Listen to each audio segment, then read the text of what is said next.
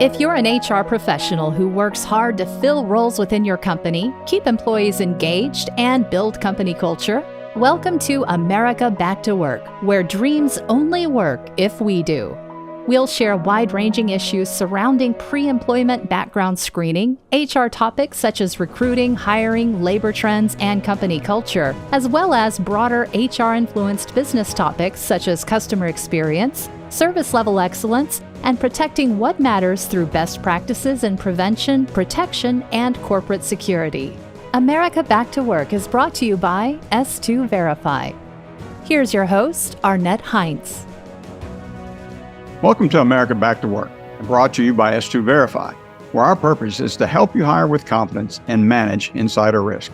I'm your host. Thank you for joining. Today, our guest is Michael Potvin. Michael is a highly seasoned and respected HR leader. Michael started his career as an HR manager and worked his way into leadership with corporations such as Siemens, GM, and Deloitte.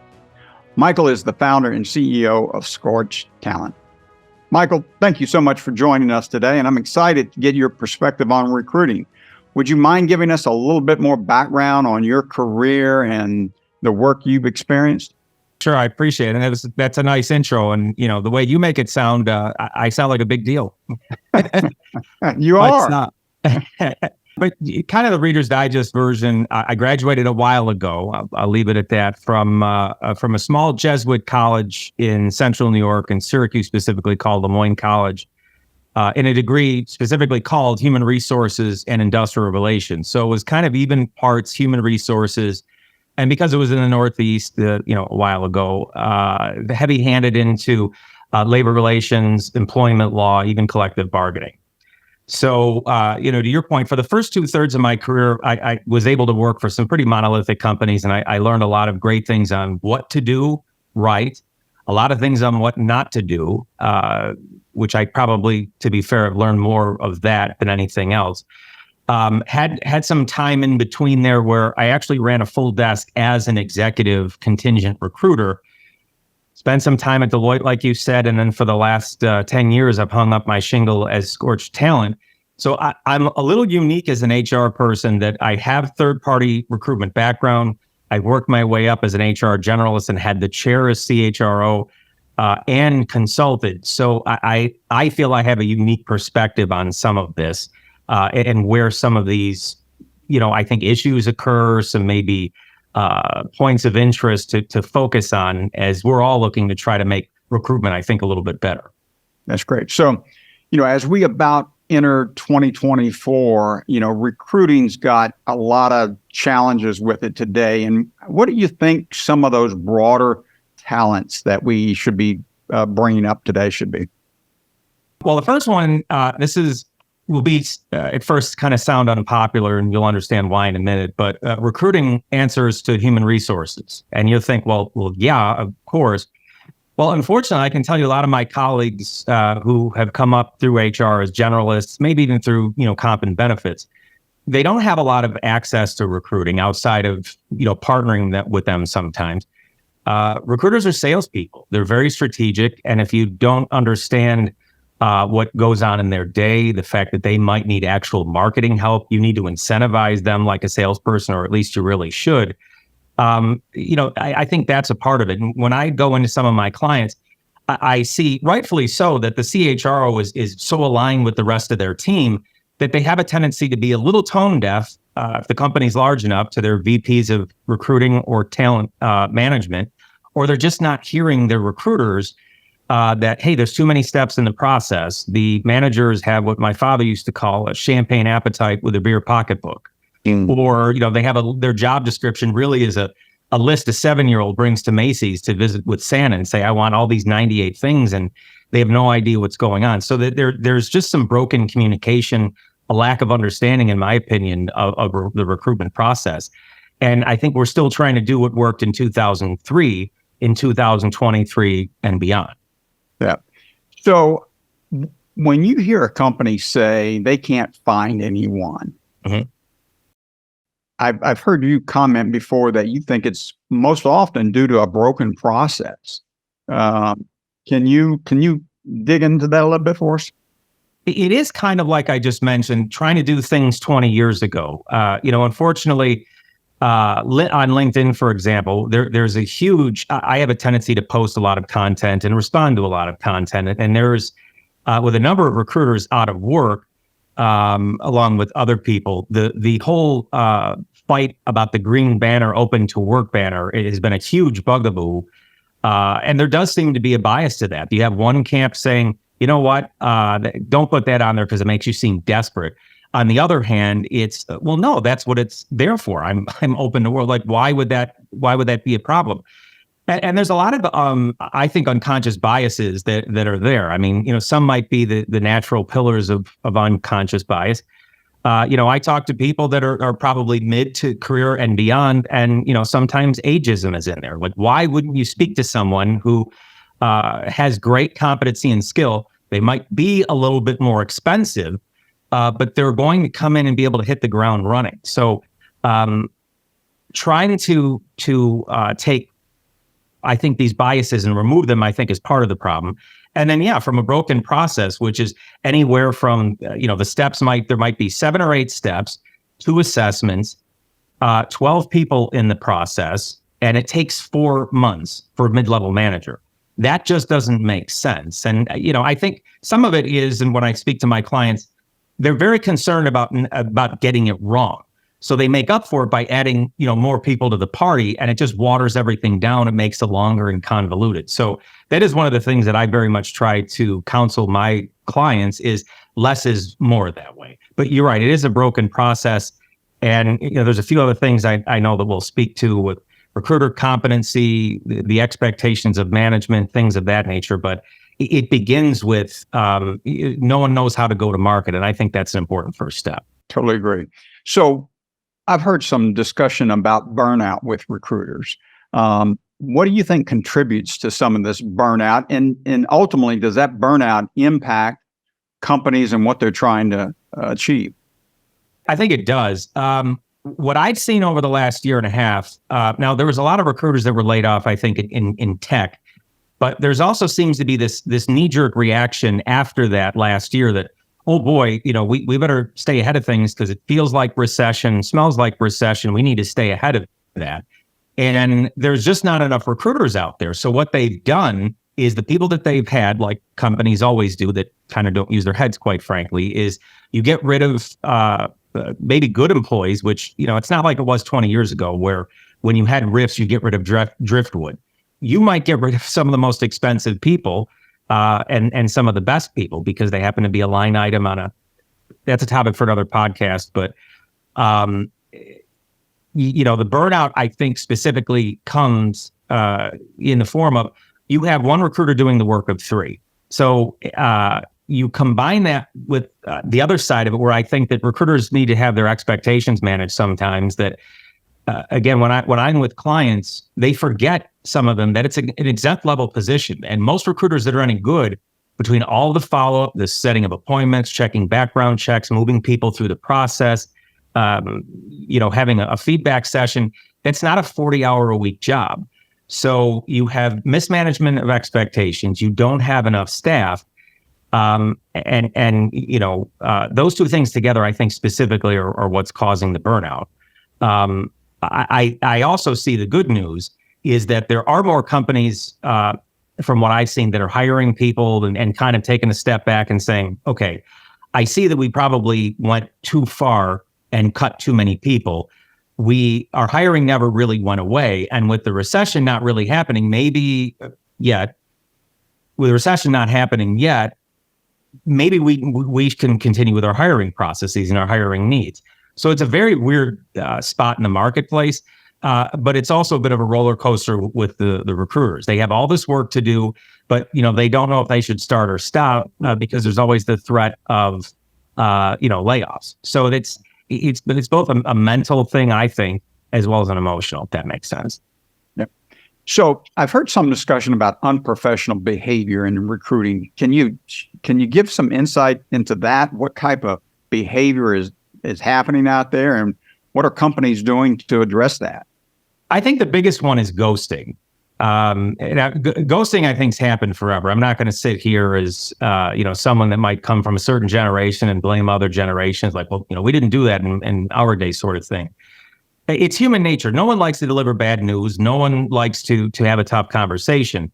And if you're doing the right thing, you're a solid recruiter. You're building relationships. You're following through on the fallacy of candidate control and internal client control. But you only get there through these great relationships. And if you're seeing candidates all the way through the process, and part of these processes that are broken is I should have mentioned earlier, but ties in with this to some degree. Usually, you get to the end of the process, you have one finalist. Now we have multiple finalists, which means you have multiple people that need to be dispositioned. And then, well, no one, again, wants to deliver tough news or have a tough conversation. So a lot of times, recruiters just kind of drop off the face of the earth, and people need to figure out through osmosis, well, I didn't get it, regardless of how many times they follow up with their friend or colleague via LinkedIn to see if they have any idea. And that's really unacceptable. Again, some of that, in my opinion, has to do with the fact that some of them only want to work 40 hours a week, and to do it right, it's just not an exempt level job. Some of them need to grow up and be professionally mature. I don't like delivering bad news, but tough, that's part of the gig, especially when it comes to something as professional as that. People make a big deal about candidate experience, and that's certainly part of it. And unfortunately, I don't see a lot of organizations doing very much about it. They'll get it and say, for example, I have a client right now that I'm working with, and they've taken the feedback and they've almost treated it like, it's like getting news from school that you've got a child that's acting up, and okay, well, thank you. And then you don't do anything about it, and that child's still acting up.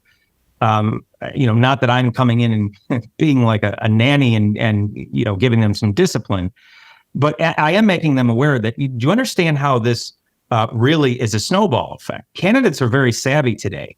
And you want the candidate experience to go well, because every action has a reaction.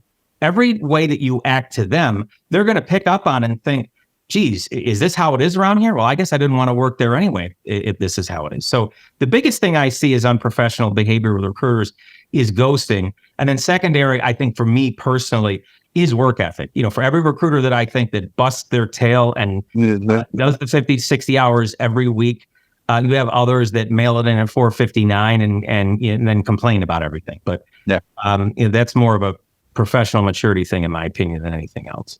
Totally agree. So you mentioned candidate experience briefly, but what can recruiters do to improve their communication skills and handle those difficult situations without damaging the candidate's experience? I'm kind of old school in the fact that I really believe in developing a relationship and speaking to people. Now, I know with COVID happening in the last couple of years, everything is via Zoom, phone calls. There's very little face-to-face, and that's fine. But a lot of recruiters try to do everything through text and email, maybe one Zoom call, and then they think they've built a relationship. So I think in order to have proper communication, they don't need to be your best friend, but building enough of a relationship so that you know enough about them so that you can be able to sell them to your end client. Again, coming back to the fact that recruiting is sales. And it's also the desire to want to communicate, really putting yourself and saying, okay, I know I've got all this stuff to do and I have all this, feedback to give and candidates to screen, et cetera. But if you know that you're at a key part of the process and the candidate's going to make it, manage their expectations up front. You don't have to wait until the end and then decide, well, boy, this sucks. I don't think I want to do this. And by the way, no one's punishing me for it anyway. So it's a combination of building relationships, the desire to do it. And, if those two things are there, communication is going to happen naturally. If not, then, you're going to get someone that's just going to either naturally ghost or disappear. Yeah. Technology, we have it in every aspect of our life today, and I can imagine it's probably got a pretty good role in the recruitment process, and it can probably help or hinder some aspects of recruiting. What's your thoughts on that? I agree totally. When I first broke into recruiting a while ago was with an old Management Recruiters International franchise. And we had a series of dummy terminals that was kind of a de facto, client relationship manager software. So I was able to be able to corral my whole day from my calendar to all my callbacks to if I had a new campaign that I was starting, to be able to go in and through, it was very rudimentary at the time, keywords and be able to sort that out. So that I had a full day already mapped out. About, again, as a third-party recruiter, you're not only developing business, but you're also handling clients and candidates. Well, corporate recruiters have very much the same thing with all of their CRMs, but specifically their ATSs. And as long as like anything else, that the technology is not used as a crutch, again, your only means of communication is not email and text. I think it's a wonderful idea. That it's a wonderful tool to use, I should say. One of the things that I look for when I go into a client and I try to understand the recruitment process is what are they doing for technology? If everything is on an Excel spreadsheet or it's fragmented, this recruiter is doing one thing, that recruiter is doing another. You want to have some kind of homogenized use of the system, and specifically from a calendaring aspect, a tickling aspect, also known as, hey, this candidate wasn't ready 3 months ago. Let's touch base with them 3 months from now, sort of thing. And the ability to use the database and find resumes that are there for the campaigns you have. That should be the first place that you start, I think. So as long as the technology is used in that way and not overly reliant on it, I firmly believe that I think corporate recruiters can do a little bit of cold calling, which is always painful and corporate recruiters don't think they need to do. And technology can actually help them with that. If they understood. So those are the things that I look for and try to counsel. I really try to make corporate recruiters into mini agency recruiters as best as I can, because the good agency recruiters have excellent fundamentals and have all this stuff down. Time management's the biggest thing that a recruiter can learn. And you start there, you help them augment it with the technology, and man, they could be successful. So, Michael, are there any specific industries or roles where you see challenges with the recruitment process? Absolutely. And again, I don't have a lot of experience in this industry, but I've done some research on it. I almost took a client recently that was in that world. So I wanted to uncover it a little bit more. Recruiting is recruiting, HR is HR, but to do either right, you need to wrap it around, or the industry to wrap around it. So as I was doing more and more research, I uncovered travel nurses. And, as a former traveling kind of HR person myself with Deloitte, the concept is very interesting. To combat the nursing shortage, they decided that, what would really be competitive, although it will cost us a little bit of money, is to turn them into a sort of consultant so that they travel weekly when there's assignments elsewhere. They get paid a premium for that. The expenses are taken care of, and it's a great big deal. Well, for the last 7 or 8 years, that's been just going like gangbusters, and it's been kind of a common part of their industry. But in the last year or two, as hospital systems are looking to crank up efficiency and watch where their dollars are going, they want to spend less and less on that. But the problem is they kind of created a little bit of a monster here, in that you have many experienced nurses that almost, I hate to say it this way, but they feel entitled that they deserve to have these travel positions, pay a premium, and some of the prestige that goes along with if you like doing that kind of travel. So recruiters are having a hard time finding people that want to go back to the old days of nursing without traveling. So that I think is one big. That's a great example. So suppose somebody out there listening to our discussion today goes, okay, I'd like to change my recruitment process. What steps would you recommend for them to maybe step their process up, maybe even have a best-in-class recruitment process? I think that's a great question. And again, this is my opinion. It's what's worked for me. It's what's worked for my clients. But I try to keep it very simple. And number one, as I probably said a couple of times, recruiting is sales. One thing that's coming out of the wash in the last couple of years, big companies do it, and smaller and mid-sized companies are doing it, is if you have marketing to go along with your commercial sales group, why wouldn't you do that with recruitment?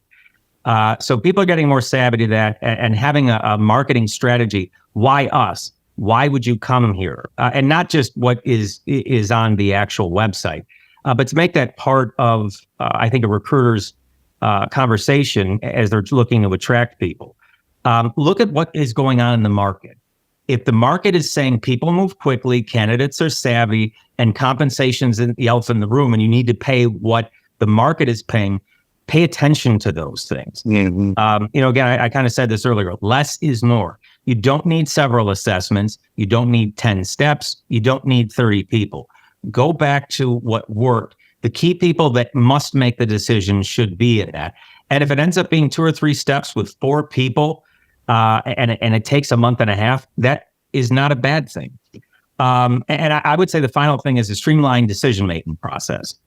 I just mentioned having less people in it. Well, if you have less people in the process, you can actually get through a more streamlined decision-making process.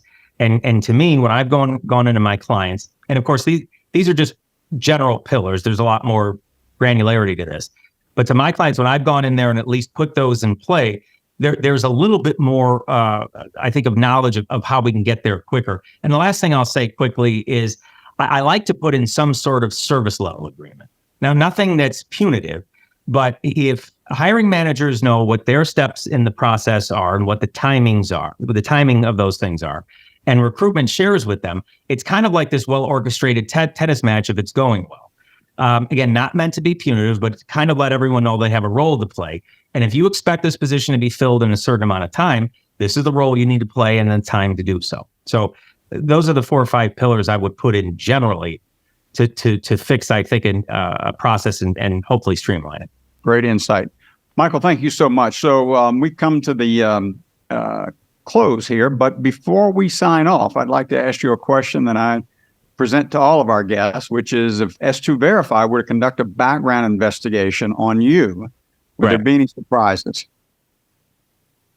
Well, I know you can't see me because I'm not standing up, but I'm about 5'9" on a good day, and I played basketball in college. I walked on at my college, which was Division II. So since that time, I've ruptured each Achilles, one in 2007 and one in 2008. It's tough to be a wily veteran at 5'9", so now I'm coach. Yeah, very good, very good. Well, no more basketball career then, I guess. No, just coach. Michael, thanks so much for joining me today. Just good conversation and great insight. How can our listeners stay in touch with you and learn more about what you're doing? You can find me on LinkedIn. I'm at Michael Potvin. There's several Michael Potvins, but I'm the only one with Scorched talent.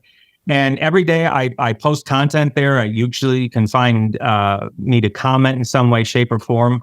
My contact information is there, and I'm always good for idea bounce back. I'm kind of the rare consultant that I like to talk philosophical shop, and then someday see if it makes sense to do business together. Because I have a opinionated way of doing things. It's based in fundamentals, and it's got to be a good fit. So, but I'm all over LinkedIn. That's great, wonderful. So now I'd like to have a minute with my partners, Bill and Jim at S2 Verify.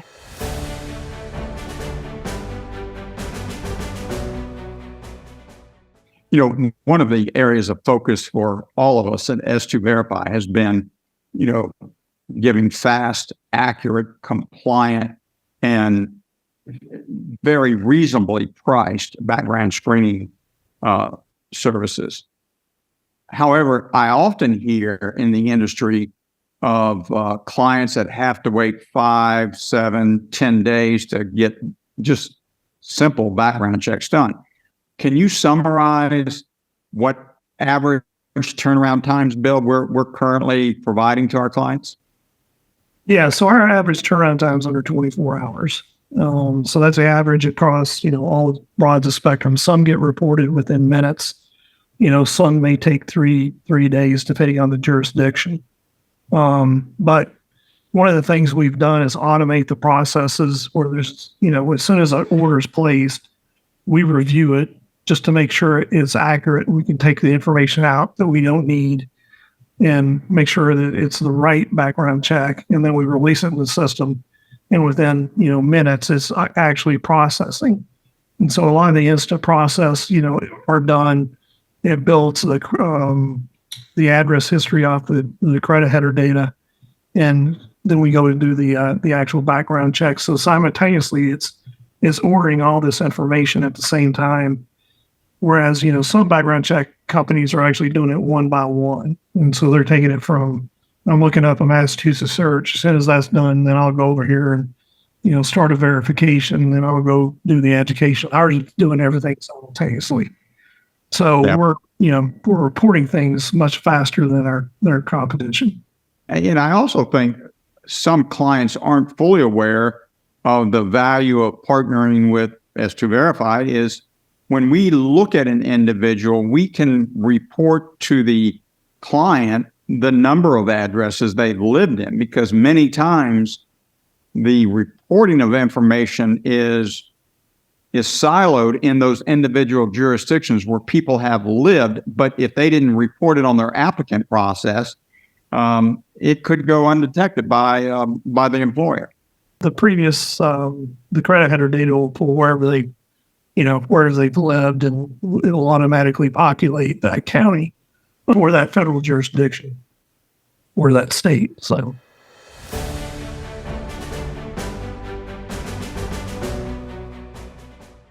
For our ardents, please tune in next week when we continue our exploration of topics critical to success in HR. We'll see you then, and it goes without saying, let's get America back to work, because dreams only work if we do. Michael, thank you so much for joining. Thank you, Arnette. I'm happy to be here. Appreciate it. If you want to stay abreast of HR, recruiting, and hiring trends, tips, and tools, make sure you subscribe to America Back to Work. If you enjoyed this episode, leave us a rating and a review.